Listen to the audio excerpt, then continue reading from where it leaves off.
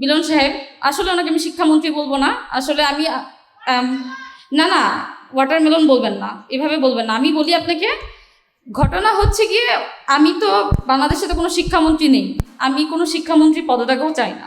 কারণ বাংলাদেশে যিনি আছেন তিনি হচ্ছেন কি পরীক্ষামন্ত্রী। উনি শুধুমাত্র পরীক্ষা নিয়ে ভাবেন, শিক্ষার্থীদের কথা ভাবেন না।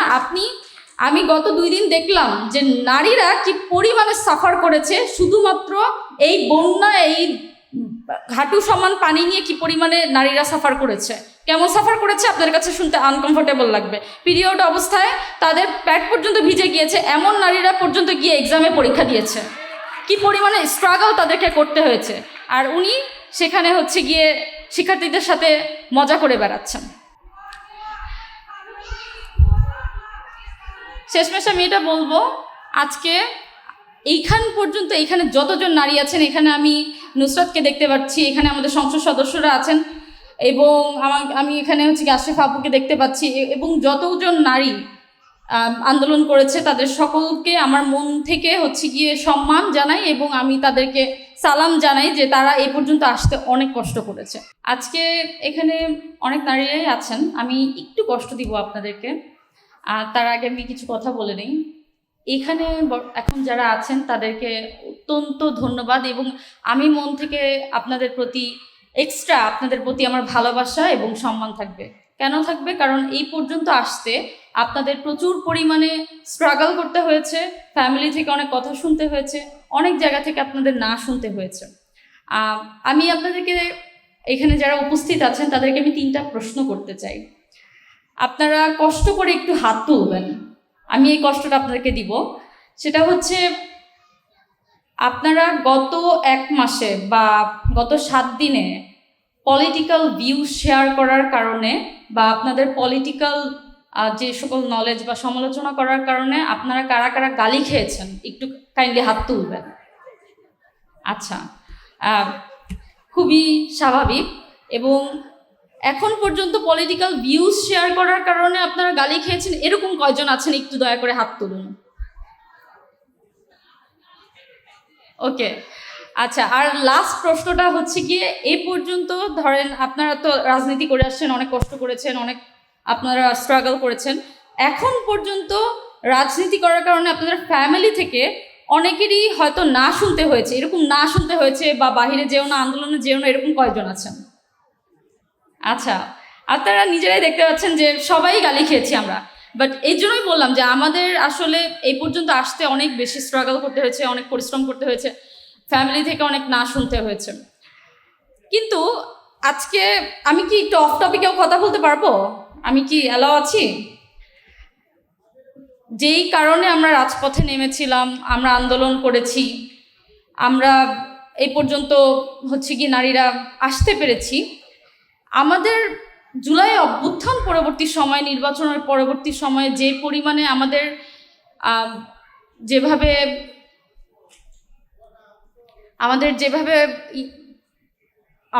মূল্যায়ন করা দরকার ছিল, আমাদের কি আসলে সেভাবে মূল্যায়ন করা হয়েছে? আই ডোন্ট থিঙ্ক সো আমাদের হয়েছে।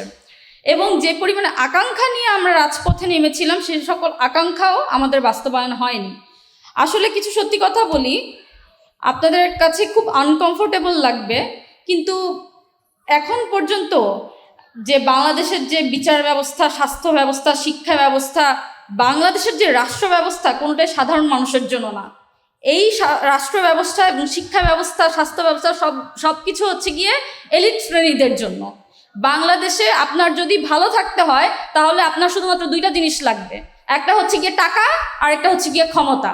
আপনার কাছে টাকা থাকলে আপনি বিচার ব্যবস্থা কিনতে পারবেন, আপনি শিক্ষায় ভালো করতে পারবেন, আপনি ভালো চিকিৎসা নিতে পারবেন। আর যদি টাকা না থাকে, তাহলে আপনার কাছে লাগবে কি? ক্ষমতা। কেমন ক্ষমতা? আপনি যদি ভুলও করেন, আপনি বিচার কিনে নিতে পারবেন, আপনি সব কিছু কিনে নিতে পারবেন যদি আপনার কাছে ক্ষমতা থাকে। এবং টাকার, আমি যে বললাম যে টাকা দরকার, এটার আমি কিছু উদাহরণ আপনাদেরকে দিই। একটা ছোট্ট এক্সাম্পল দিই। আমাদের যে বসুন্ধরা গ্রুপ আছে না, বসুন্ধরা গ্রুপে উনি আনবির সাহেব এত কিছু করলেন, কিন্তু শেষে গিয়ে কি হলো, যে খুব সুন্দর মতো হচ্ছে কি, উনি একটা নারী ধর্ষণ মামলা ওনার আছে, ওনার অনেক কিছু আছে, বাট সেগুলো উনি সুন্দর মতো জাজও কিনে নিলেন। সেরকম করে শিক্ষা ব্যবস্থার আপনি অবস্থা দেখুন। আমাদের ঢাকা বিশ্ববিদ্যালয়ের টিএসসিতে অবস্থান করে ছোট থেকে বড় হয়েছে আমাদের সবার খুব প্রিয়, সবার খুব ভালোবাসার একটি কুকুর আছে, তার নাম হচ্ছে অভ্র। ও মোটামুটি একটা হাতির সাইজের। ওই দিন রাষ্ট্রপতির বাসা থেকে পুলিশ যেন ওর ওপরেও কোনো ধরনের কোনো আক্রমণ না করে, রাগ না দেখায়, ওকে আমি আর আশরেফা আমরা মোটামুটি কাঁধে করে নিয়ে আসছিলাম। এবং আমাদের আশঙ্কা যে খুব একটা ভুল ছিল না, তার একটা ছোট্ট প্রমাণ আমরা পেয়ে যাই পরের দিন 15ই জুলাই, যেদিন ঢাকা বিশ্ববিদ্যালয়ের শিক্ষার্থীদের ওপর, বিশেষ করে নারী শিক্ষার্থীদের ওপরে আলাদা করে আক্রমণ করা হয়। আমাদেরকে লক্ষ্য করে যখন ছাত্রলীগ হামলা চালায়, আমরা তো তখন সবাই চারিদিকে বিচ্ছিন্ন হয়ে গিয়েছি, যে যার মতো অবস্থা। আমরা পরে আমাদের কলা ভবনের পাশ থেকে সরে গিয়ে ভিসি চত্বরে আবার একত্রিত হওয়ার চেষ্টা করি। সেখান থেকে তারা আমাদেরকে তাড়া করতে থাকে। 15ই জুলাইয়ের যত রক্তাক্ত ছবি, সেগুলো ওই ভিসি চত্বরেরই। আপনারা 2 বছর পরে মনে আছে কিনা জানি না, কিন্তু আমি এখনো ভুলতে পারি না যে রোকেয়া চত্বর থেকে মানে রোকেয়া হল থেকে ভিসি চত্বরের দিকে যাওয়ার রাস্তাটাতে এক জায়গাতে এত বেশি রক্ত জমা হয়েছিল যে রক্তে পা পিছলে পড়ে একজনের মাথা ফেটে গেছিল। সেই দিন আমিও আহত হয়েছিলাম। আমার অনেক সহযোদ্ধা আমার চাইতে আরো অনেক বেশি আহত ছিল। কিন্তু সেই দিনে আরো একটি ঘটনা ঘটেছিল। জসিমউদ্দিন হলের সামনে একটি কুকুরকেও মেরে ফেলেছিল ছাত্রলীগ। হাতের কাছে ছাত্রদেরকে পেটানোর জন্য না পেয়ে ওই কুকুরটার উপরে রাগ ছেড়েছিল। এই জুলাই আমাদেরকে দেখিয়ে গেছে যে মানুষ বা মানবেতর কোনো প্রাণী, প্রাণ বা প্রকৃতির কোনো অংশই স্বৈরাচারের কাছে বিন্দুমাত্র নিরাপত্তা পায় না। তাদের কাছে দেশের মাটির, এই মাটিতে বসবাসরত কোনো কিছুর কোনো দাম নেই। আর যখন দাম দেওয়ার প্রশ্নটা আসে, তখন তো আসলে নারী পুরুষের এমনিতেই আমরা তফাৎ দেখতে পাই। আমি অনেক জায়গায় এই কথাটা বলেছি যে আমি অনুভব করি যে বাংলাদেশে নারীরা দ্বিতীয় শ্রেণীর নাগরিক। এই কথার প্রতিবাদ করার জন্য অনেকে দাঁড়িয়ে যাবে। আমার সামনে আমার বড় ভাই মাননীয় সাংসদ আব্দুল্লাহ আল আমিন আছেন। ওনাকেই সামনে পেলাম, তাই বলছি আর কোনো ভাইকে তেমন দেখতে পাচ্ছি না। ভাই দেখেন, এখানেও দেখেন নারীদের প্রোগ্রামে আপনাদের উপস্থিতি কত কম। তো যেটাই আমি মনে করি, বাংলাদেশের নারীরা এখনো দ্বিতীয় শ্রেণীর নাগরিক। এই ধরনের নিজেদের অধিকার নিয়ে যেখানে লড়াই করতে হয়, নিজেদের অধিকার আদায় হয় না, নিজেদের জানমালের নিরাপত্তা নেই, সেখানেও জুলাইতে নারীরা মাঠে নেমেছিল শুধুমাত্র নিজেদের নাগরিক দায়িত্ব প্রমাণ করতে, শুধুমাত্র এটা দেখিয়ে দিতে তোমরা আমাদের প্রাপ্য দাও বা না দাও, আমরা আমাদের কর্তব্য করে যাব। আমি মনে করি বাংলাদেশের মতো একটি দেশ যেখানে নারীরা আর্থিক, সামাজিক, শারীরিক, রাজনৈতিক কোনো ধরনের কোনো অধিকার নিরাপদভাবে পালন করতে পারে না, নিরাপদভাবে আদায় করতে পারে না, যেখানে নারীরা নিজের পরিবারের মধ্যে, নিজের বাড়িতে খুন হয়ে যায়, যেখানে শিশুরা নিরাপদ না, যেখানে মায়েরা নিরাপদ না, যেখানে 2.5 মাসের বাচ্চা থেকে 75 বছরের বৃদ্ধা নিরাপদ না, এরকম একটি দেশে দাঁড়িয়ে নিজেদের লাভের কথা চিন্তা না করে, বৃহত্তর স্বার্থ মাথায় নিয়ে, দেশ ও জাতির কথা চিন্তা করে জুলাইয়ে নারীরা নেমে এসে প্রমাণ করে দিয়েছিল যে তারা আসলে শুধুমাত্র অন্যদের সমকক্ষ বা সমান অধিকারের দাবিদারি না, তারা অনেকাংশে অন্যদের চাইতে অনেক বেশি এগোনো, অনেক বেশি দয়াশীল, অনেক বেশি মায়া রাখে দেশের প্রতি। আমি মনে করি সেই প্রত্যেকটি নারী তার দেশপ্রেমের যে প্রমাণ 2024-এর জুলাইয়ে দিয়ে গিয়েছে, সেই প্রমাণের দায়ভার আমরা এখানে যারা আছি আমাদের মিটিয়ে যেতে হবে আমাদের বাকি জীবনটা।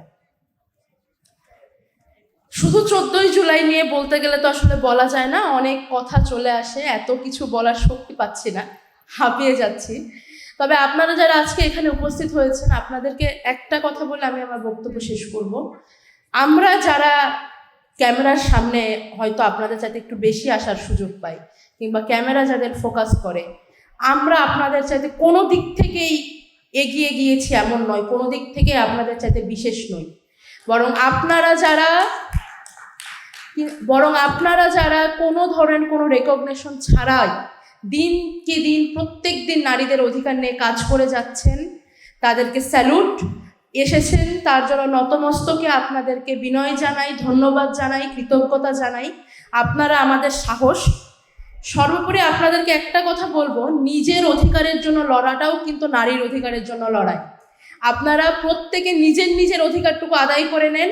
আপনাদের দেখে একদিন আমরা শক্তি পাবো বাকি নারীদের নিয়ে কাজ করার জন্য। আপনাদের এখানে আসার জন্য আবারও ধন্যবাদ। সবাই ভালো থাকবেন, সুস্থ থাকবেন, শুভকামনা। ধন্যবাদ মাননীয় সাংসদ, আমাদের এনসিপির প্রতিনিধি এবং আপামর বাংলাদেশের প্রতিনিধি, যিনি সংসদে আমাদের কথা বলবেন। সুপ্রিয় সুধী, এই মুহূর্তে আমাদের সামনে অভিজ্ঞতা, প্রত্যাশা এবং আগামী কেমন বাংলাদেশ দেখতে চান তা নিয়ে কথা বলবে আয়েশা আক্তার, শহীদ আদিলের মা। আমি শহীদ আদিলের